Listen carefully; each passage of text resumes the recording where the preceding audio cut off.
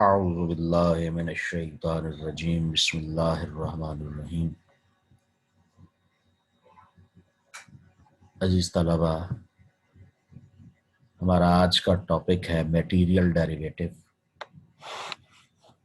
ये एक ऐसा टॉपिक है कि एक हम ऐसी चीज़ डेराइव करेंगे जो कि ऑपरेटर का काम करेगी और आगे फीचर्स, प्रॉपर्टीज़, एट्रीब्यूट्स और उन पर हम उसको अप्लाई कर सकेंगे मटेरियल डेरिवेटिव को।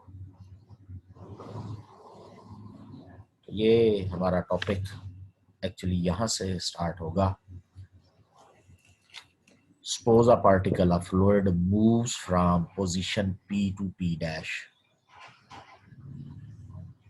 P to P dash position पर जाने के लिए उसके कोऑर्डिनेट्स में कुछ चेंज वाक़ई होगा जो कि आपको नज़र भी आ रहा है।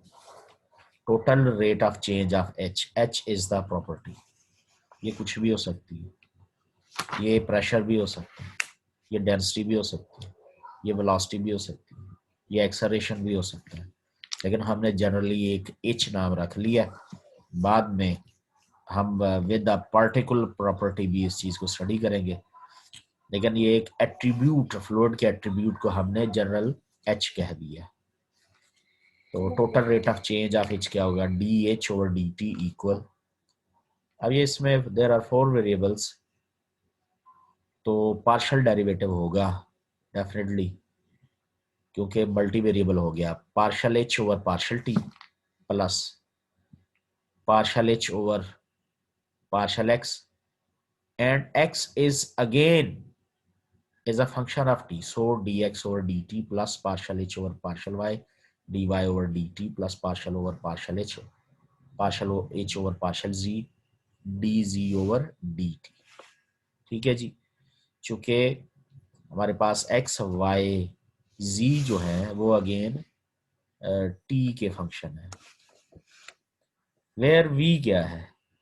v इसकी वेलोसिटी है of the fluid at the particle, जिसके कंपोनेंट्स u, v और w है।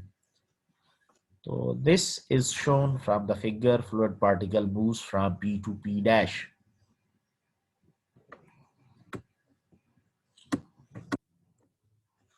तो हमारे पास जब वो अप्लाई होगा D H over D T equal partial H over partial T, तो जो एक्सप्रेशन था हमारे पास last, that expression can be written as scalar product.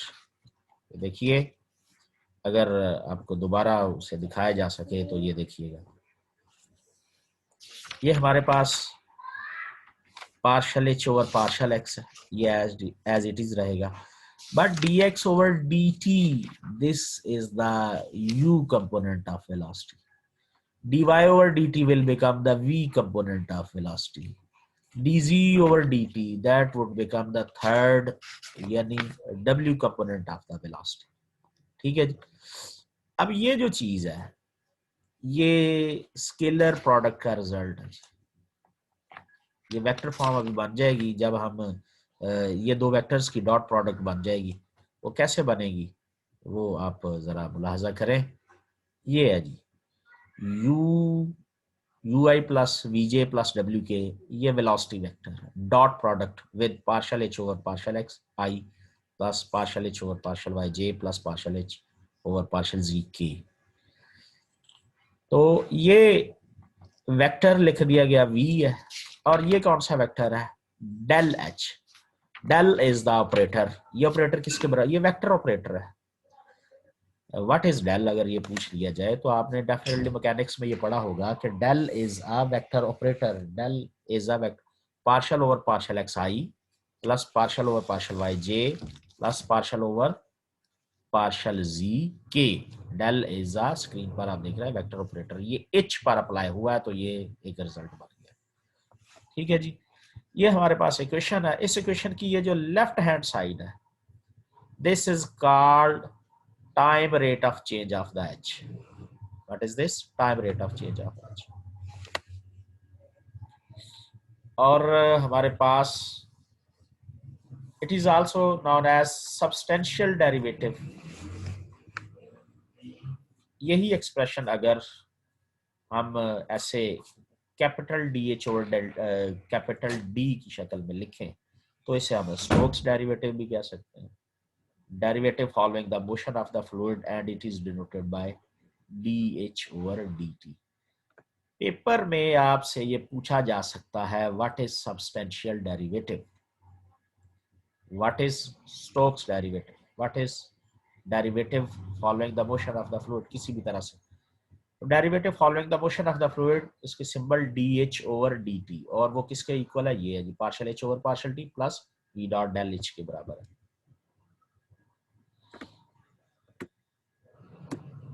First term on the right hand side, this is now, अब हर term का अलग अलग नाम है, ठीक है जी।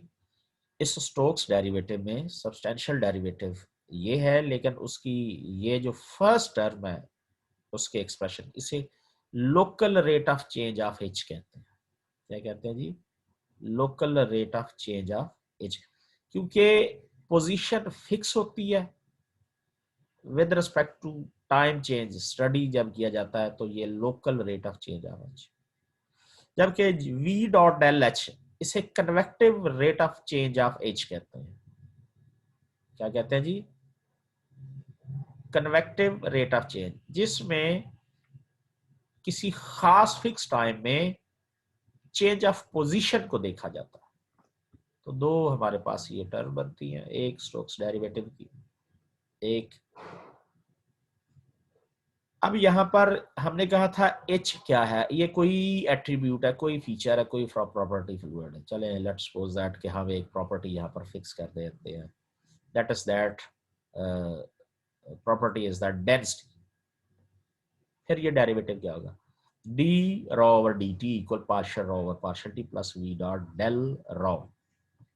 ये हमारे पास है जी एक्सप्रेशन जब हमने एट्रीब्यूट या फीचर और डेंसिटी को लिया हुआ। अच्छा, अब आपकी ऑब्जर्वेशन यहाँ काम करेगी। आपने थोड़ा सा सोचना है कि ये जो चीज है हमारे पास d rho over D t, ये अगर जीरो हो जाए तो उसका मतलब है फ्लूइड इनकम्प्रेसिबल। ठीक है जी, विद रिस्पेक्ट टू टाइम इसमें कोई चेंज वाकई नहीं आती, फ्लूइड इनकम्प्रेसिबल है, उसकी डेंसिटी चेंज नहीं होती वक्त के साथ। लेकिन अगर ये हो पार्शियल ओवर पार्शियल टी, तो इसका मतलब है फ्लूइड का फ्लो जो है स्टेडी फ्लो है।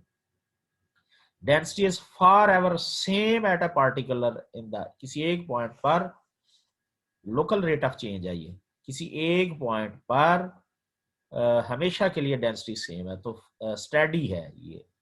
इससे मुराद है कि जो फ्लूइड फ्लो है वो स्टेडी है। लेकिन density is constant with respect to time but it may vary with different, लेकिन मुख्तलिफ पॉइंट्स पर मुख्तलिफ हो तो वो कन्वेक्टिव इफेक्ट्स की वजह से होता है।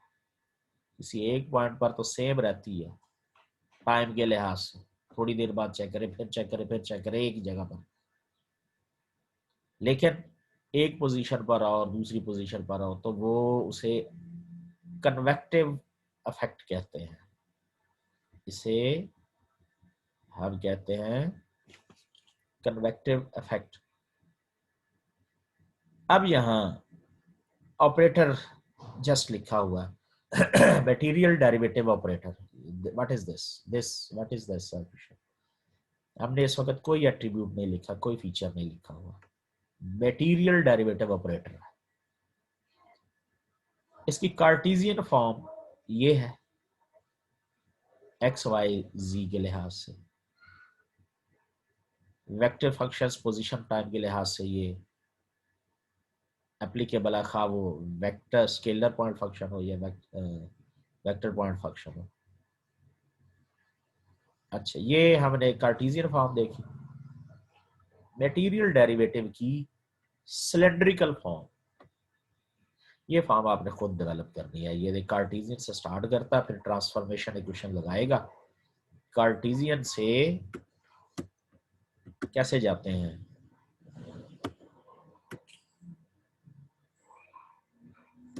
सिलेंड्रिकल फॉर्म में कैसे जाता है, ये ट्रांसफॉर्मेशन इक्वेशन है, एक्स वाई जी। तो इसका एक्सप्रेशन डेवलप किया हुआ एंड पर ये जी material derivative in cylindrical form, material derivative operator in cylindrical form, material derivative in spherical form. ये आपने नोट्स बनाने हैं और ये इसकी ट्रांसफॉर्मेशन इक्वेशन देख लें और इनकी एक्सप्रेशन आपने डेवलप करने हैं।